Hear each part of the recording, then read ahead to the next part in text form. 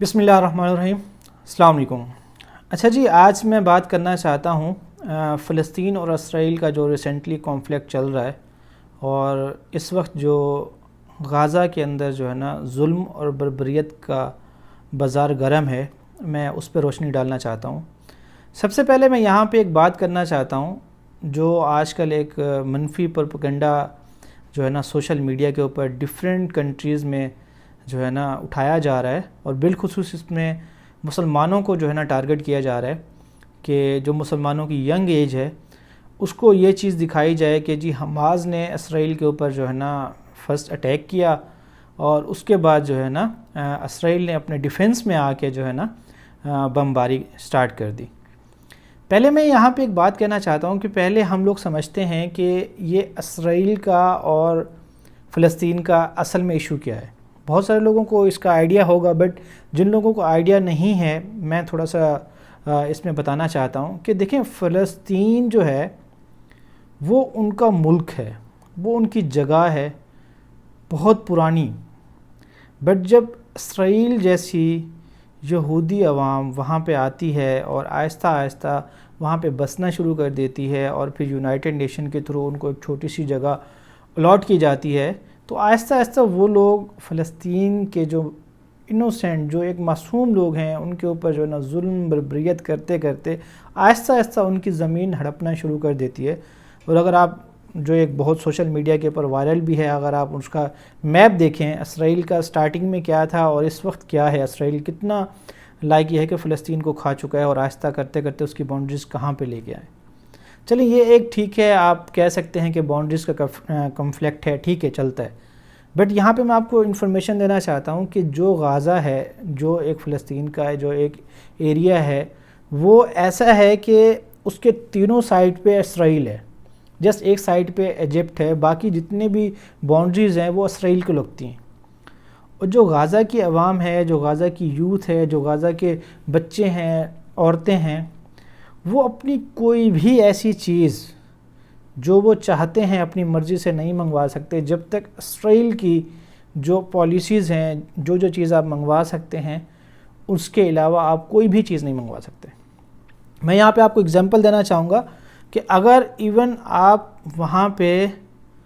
کوئی ایسی چیز جس سے کیمیکل یا کوئی لوہے کی چیز، ایون کہ سیمنٹ، میں آپ کو اگزامپل دینا چاہوں گا، سیمنٹ جس سے آپ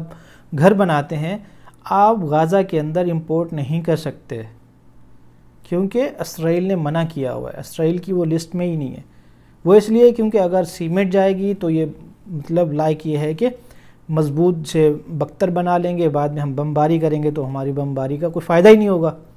تو اس لیے سیمنٹ جیسی چیز بھی آپ غازہ کے اندر امپورٹ نہیں کر سکتے۔ اتنا جب آپ ظلم کریں گے، اتنا جب آپ ایک کمیونٹی کو، ایک مذہبی طبقے کو اتنا دبا دیں گے تو اس کا ریئیکشن تو آئے گا۔ اچھا، اس میں ہوتا کیا ہے کہ جو انسان اس کے اوپر بات کرتا ہے تو اس کو یہ کہتے ہیں جی یہ ایکسٹریمسٹ ہے، ٹھیک ہے۔ اگر کوئی انسان حق کے لیے بات کرتا ہے، غازہ کے لوگوں کے لیے بات کرتا ہے، تو کہتے ہیں جی یہ دیکھیں جی یہ تو جو ہے نا ملیٹنٹ کو ابھار رہا ہے، دیکھیں جی یہ تو جو نا ٹیررسٹ ہے۔ تو آپ یہ بتائیں کہ جو وہ معصوم جو لوگ وہاں رہتے ہیں، جو سوشل میڈیا پہ آئے دن پیغامات بھیجتے رہتے ہیں، وہ لوگ کہاں جائیں؟ آخر صاف سی بات ہے، جب وہی کہتے ہیں ظلم پھر ظلم ہے، بڑھتا ہے تو مٹ جاتا ہے۔ صاف سی بات ہے، جب اتنا ظلم ہوگا تو کوئی نہ کوئی ملیٹنٹ، کوئی نہ کوئی فریڈم فائٹر جماعت اٹھے گی اور اس کے ریئیکشن میں اس طرح کے جو ہے نا اٹیک کرے گی۔ یا تو پھر آپ یونائٹڈ نیشن کے تھرو، جس طرح سے یونائٹڈ نیشن کی ریزولیشنز ہیں، آپ اس طرف چلے جائیں، آپ اس طرف بھی نہیں جاتے کیونکہ آپ کے ساتھ امریکہ بہادر ہے۔ تو یہاں پہ سب سے بڑی ذلت، سب سے بڑی کیا کہتے ہیں شرم کی بات ہم مسلم ممالک کے لیے ہے کہ ہم اتنی بڑی آبادی ہونے کے باوجود اور اتنے پاورفل کنٹریز لائک سعودی عربیہ جیسے کنٹریز ہونے کے باوجود بھی ہم لوگ مار کھا رہے ہیں، صرف اس وجہ سے کیونکہ ہمارے اندر یونائٹی نہیں ہے، ہم لوگ متحد نہیں ہیں۔ ہم لوگ یہ ہے کہ ہم سمجھتے ہیں کہ ٹھیک ہے یار، ہمارے مفادات بس محفوظ ہونے چاہیے، ہمارے امریکہ کے ساتھ تعلقات اچھے ہیں، ہمارے فلاں کے ساتھ تعلقات اچھے ہیں، فلاں کے ساتھ تعلقات اچھے ہیں، تو ہمیں کوئی فرق نہیں پڑتا اگر فلسطین کے معصوم بہن بھائی اگر پس رہے ہیں، آئے دن وہاں پہ بمباری ہو رہی ہے، وہاں پہ جو بچے ہیں وہ جو ہے نا کس مینٹلی تکلیف سے گزر رہے ہیں، ہمیں اس سے کیا، ہمارے معاملات ٹھیک ہیں، بس ہم اپنے معاملات دیکھیں گے۔ اس وجہ سے ہم مسلم ممالک جتنے بھی ہیں ہماری بات نہیں سنی جاتی، چاہے وہ معاملہ ختم نبوت کا ہو، چاہے وہ معاملہ ہمارے نبی پاک صلی اللہ علیہ وسلم کے خاکے بنانے کا ہو، یا ہماری کسی بھی دوسری چیزوں کی توہین کرنے کا ہو، ہماری بات تو سنی ہی نہیں جاتی۔ اور اگر کوئی بات کہتا ہے، کوئی بات سنانے کے لیے جو ہے نا قدم اٹھاتا ہے، تو اس کے ساتھ جو ہوتا ہے امریکہ کی بنا پر، وہ آپ عمران خان کو دیکھ لیں۔ مطلب جرت کیسی ہوئی یونائٹڈ نیشن میں جا کے آپ یہ بتائیں کہ جی اسلامو فوبیا پہ آپ بات کریں؟ جرت کیسے ہوئی کہ آپ یونائٹڈ نیشن میں جا کے کہیں کہ جی ہمارے نبی پاک صلی اللہ علیہ وسلم کی توہین کرنا ہمارے لیے ہمارے دل کے بہت قریب ہے، اور دل کا درد باقی جسم کے درد سے سب سے زیادہ ہوتا ہے۔ جب اس طرح کے معاملات آتے ہیں تو یونائٹڈ نیشن، امریکہ یا پھر باقی جتنی بھی یورپین کنٹریز ہیں وہ پھر اس طرح سے ریجیکٹ کرتی ہیں، اور وہ پھر آپ کے جو لیڈرز ہوتے ہیں جو